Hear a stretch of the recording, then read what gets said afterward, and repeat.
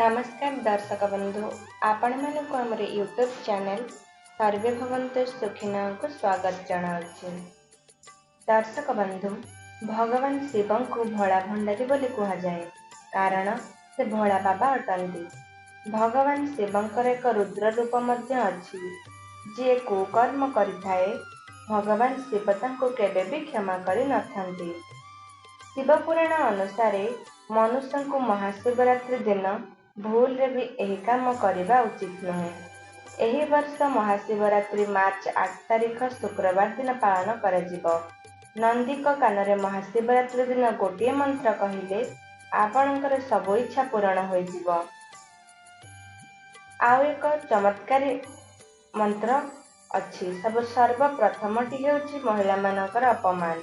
महाशिवरात्रि दिन भूल रे भी कौनसी महिलांकर अपमान करंतु नाही, सेमानंक ऊपर हाथ उठांतु नाही।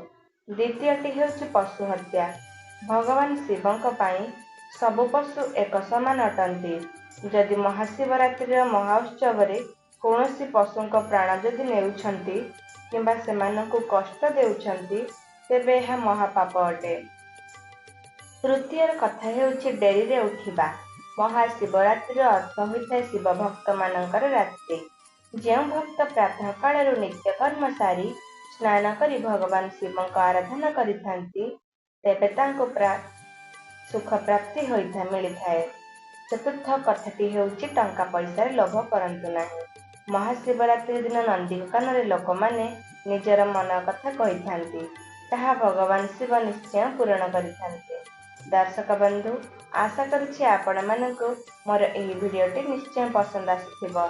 पसंद आसिथिले आम चैनल को लाइक शेयर और सब्सक्राइब निश्चय कर दियंतु। धन्यवाद।